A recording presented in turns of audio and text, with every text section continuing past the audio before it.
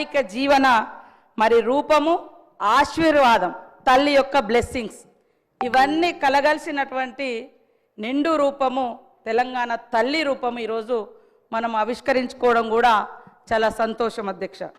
ఇందాక బీజేపీ వాళ్ళు కానీ బయట బీఆర్ఎస్ వాళ్ళు కానీ మాట్లాడుతున్నది తెలంగాణ తల్లి విగ్రహాన్ని మారుస్తున్నారని. అయ్యా, ఇప్పటి వరకు అధికారికంగా 10 సంవత్సరాల కాలం నుంచి మరి ఎక్కడైనా అధికారికంగా తెలంగాణ తల్లి విగ్రహాన్ని ఆవిష్కరింపచేసిర్రా? కేవలం వాళ్ళ పార్టీ రూపాలు, వాళ్ళ జెండా రూపము, మరి కేటీఆర్ చెల్లికి దేవతా విగ్రహ రూపాన్ని ఇచ్చుకుంటే ఎట్లా ఉంటుందో ఆ రకమైనటువంటి విగ్రహాలను వాళ్ళు పెట్టుకొని దాన్ని తెలంగాణ తల్లిగా వాళ్ళు ఇన్ని రోజులు ప్రజల మీద రుద్దిండ్రు. కానీ ఈరోజు మనము పెట్టుకునేది సాటి తల్లులు, చెల్లెలు, అమ్మలు ఎట్లా ఉంటారో తెలంగాణ బిడ్డల యొక్క అస్తిత్వం ఎట్లా ఉంటుంది అనే రూపాన్ని మనం ఈరోజు ఇచ్చుకోవడం జరుగుతూ ఉంది. 10 సంవత్సరాలైనా కూడా వాళ్లకు కనీసం ఒక తల్లి విగ్రహాన్ని ఏర్పాటు చేసుకుందాం అనేటువంటి ఆలోచన రాలేదు. కనీసం మరి నిండు గుండెల నిండా పాడుకునేటువంటి జయ జయ తెలంగాణను ఒక రాష్ట్రీయ గీతంగా ఏర్పాటు చేసుకుందాం అనేటువంటి ఆలోచన వాళ్ళకు రాలేదు. ఈరోజు అవి మనం చేస్తూ ఉంటే మాత్రం అడ్డుకుంటా ఉన్నారు. మనం అన్నట్టుగా, మనం విన్నట్టుగా గుండెల మీద, నెత్తి గుండుల మీద కూడా మా సోదరులు కానీ సోదరిమణులు కానీ అంటే రకరకాలుగా టీజీ అని పెట్టుకుంటే మాత్రం వాళ్ళ పార్టీకి వచ్చే విధంగా బీఆర్ఎస్ పార్టీ వాళ్ళు టీఎస్గా మార్చుకున్నారు. మరి తెలంగాణ ఉద్యమంలో టీజీ అని పెట్టుకున్నది వాళ్ళ అధికారానికి రాగానే వెంటనే టీఎస్గా మార్చుకున్నప్పుడు మా సోదరులు ఎవరు కూడా మరి వాళ్ళే అధికారంలో ఉన్నారు, కేంద్రంలో ఇక్కడ కూడా ఉన్నారు బీజేపీ వాళ్ళు, కనీసం మాట్లాడలేకపోయారు. ఈరోజు ప్రజల ఆకాంక్షను ఆవిష్కరింపజేసే విధంగా జరుగుతున్న దాన్ని మాత్రము రాజకీయం చేస్తున్నారు.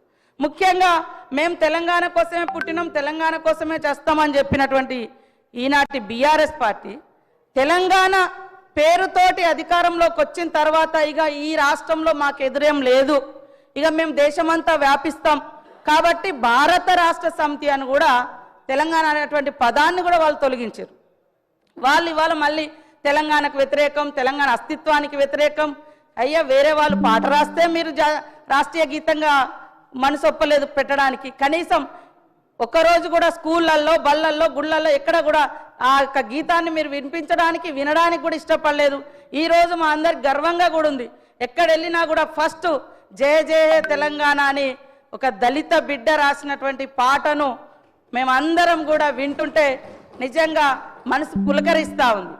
అదేవిధంగా ఇక్కడ చూస్తున్నటువంటి ప్రతిరూపం తల్లి విగ్రహాన్ని కూడా చూస్తుంటే మమ్మల్ని మేము చూసుకున్నట్టుగా, మా అక్క చెల్లెలను చూసుకున్నట్టుగా, మా తల్లులను చూసినట్టుగా మాకు అనిపిస్తూ ఉంది.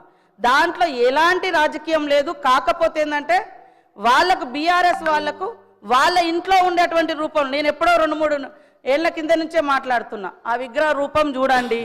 ఎవరైనా సమైక్య జీవనం ఉందా?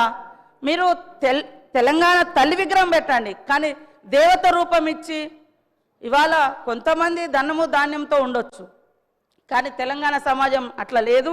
ఇందాక మా సోదరుడు వీరేశం గారు అన్నట్టుగా తెలంగాణ బిడ్డలు మట్టి బిడ్డలే కానీ ఎట్టి బిడ్డలు కాదు, గట్టి బిడ్డలు. ఆ గట్టితనాన్ని, ఆ శ్రామిక తత్వాన్ని, పంటను, అదేవిధంగా కష్టాన్ని కూడా అందులో చూపించినటువంటి మరి ప్రతిరూపంగా మనం చూస్తూ ఉన్నాం. అదేవిధంగా మరి ఇందాక మా సోదరులు కూడా నా పేరు చెప్పడం జరిగింది.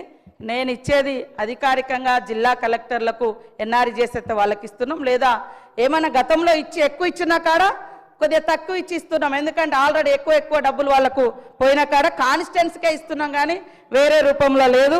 అదేవిధంగా ఇందాక మా వాళ్ళు మాట్లాడుతున్నారు, మా బీజేపీ సోదరులు, మరి సోనియా గాంధీ గారిని మోడీ గారు తెలంగాణ ఎట్లా ఇచ్చినావు, తల్లిని చంపి నువ్వు బిడ్డనిచ్చినావు అని నిండు సభలో అవమానించిరు. ఆ రోజు కనీసం ఎవరు మీరు అది కాదు అని తెలంగాణ నుంచి మరి బీజేపీ నాయకులు కానీ బీఆర్ఎస్ నాయకులు కానీ దానికి ఆ యొక్క విధానాలకు వ్యతిరేకంగా మాట్లాడలేకపోయారు.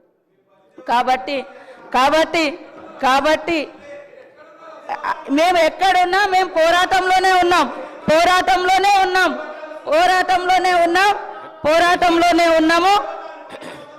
1200 మందిని ఓకే 1200 మంది అని ఆ రోజు కేసీఆర్ అని ఆయన అధికారానికి వచ్చినాక మళ్ళీ 400 మంది కుదించారు. కనీసం మీరైనా ఇవ్వలేదు.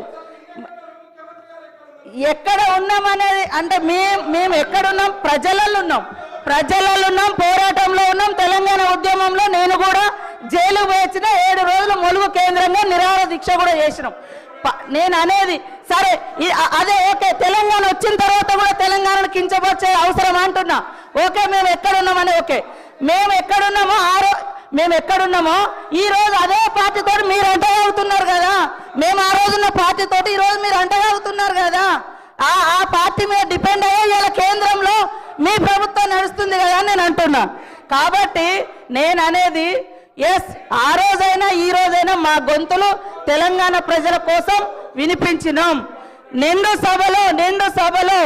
నిండు సభలో సోనియమ్మను పట్టుకొని కాంగ్రెస్ను పట్టుకొని మీరు తల్లిని చంపి తెలంగాణ ఇచ్చారు, ఇది కరెక్ట్ కాదన్నప్పుడు ఇవాళ ఏం మాట్లాడుతున్నారు? ఈరోజు ఏం మాట్లాడుతున్నారు? అరే కాబట్టి అరే ఇవాళ రాజకీయాలలో వేరే రక కేంద్రంలో పార్లమెంట్ వేదికగా మాట్లాడితే మీరు ఎందుకు మాట్లాడలేదు? పార్లమెంట్ వేదికగా 10 ఏళ్లలో జాతీయ గీతం రాకుండా రాష్ట్రీయ గీతం రాకుండా మీరు ఎందుకు మాట్లాడలేదు? కాబట్టి అరే ఇవాళ తెలంగాణ ఇవ్వడాన్ని మీరు వ్యతిరేకించారే, తెలంగాణ ఇవ్వడాన్ని మీ మోడీ గారు వ్యతిరేకించారు. తెలంగాణ ఇవ్వడాన్ని మీ మోడీ గారు వ్యతిరేకించారు. కాబట్టి అధ్యక్ష కాంగ్రెస్ ప్రభుత్వం అధికారంలోకి వచ్చిన నాటి నుండి కాంగ్రెస్ ప్రభుత్వం అంటేనే మహిళల్ని గౌరవించే ప్రభుత్వం. ఇందిరాగాంధీ గారి కాడ నుంచి ఈ రోజు మహిళలకు ఇచ్చేటువంటి సంక్షేమ పథకాలన్నీ కూడా మహిళలను ఏ సమాజం అయితే మహిళ అభివృద్ధి జరుగుతుందో ఆ సమాజం అభివృద్ధి చెందినట్టుగా ఏదైతే మనం కొనబద్ధంగా తీసుకుంటామో ఆ విషయాన్ని మరి డాక్టర్ బిఆర్ అంబేద్కర్ గారు చెప్పిన పద్ధతిలో ఈనాటి గవర్నమెంట్ కూడా మహిళల యొక్క సంక్షేమం కోసం మొదటి నుంచి లాస్ట్ ఇయర్ ఇదే డిసెంబర్ 9th రోజు ఇదే అసెంబ్లీ వేదికగా ఇదే అసెంబ్లీ పక్కన మరి ఉచితంగా బస్సు ప్రయాణాన్ని కూడా మనం మహిళలకు ప్రారంభించిన రోజు అధ్యక్ష. ఈ రోజు వరకు 4,000 కోట్ల రూపాయలను ఉచిత బస్సు ప్రయాణానికి మనం ఖర్చు పెట్టడం జరిగింది. ఈ సందర్భంగా 118 కోట్ల మహిళా ప్రయాణాలు జరిగింది. నష్టాలలో ఉన్నటువంటి బస్సును ఆర్టీసీని ఈరోజు లాభాల్లోకి తీసుకొచ్చే ప్రయత్నం చేస్తూ ఉన్నాం. అదేవిధంగా గతంలో కాంగ్రెస్ ఉన్నప్పుడు దేశంలో 450-500 గ్యాస్ ఉంటే బీజేపీ వచ్చిన తర్వాత 1200 పెంచింది. ఇప్పుడు మా సోనియమ్మ గారి యొక్క ఆదేశానుసారం సీఎం రేవంత్ రెడ్డి గారు మా క్యాబినెట్ అంతా కూర్చొని మరి ఏదైతే వాగ్దానం చేసినామో 500కే మేము గ్యాస్ ఇస్తా ఉన్నాం.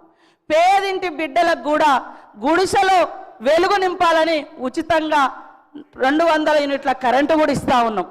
మీరు 10 ఏళ్లలో రైతులకు రుణమాఫీ చేయలేదు, తీసుకొస్తానన్నటువంటి బ్లాక్ మనీ తీసుకురాలేదు, 2 కోట్ల ఉద్యోగాలు ఇవ్వలేదు. ఇవన్నీ 11 ఏళ్ళైనా మీరు చేయలేదు. 1 ఇయర్లో చేయలేదు అనడం ఎంతవరకు?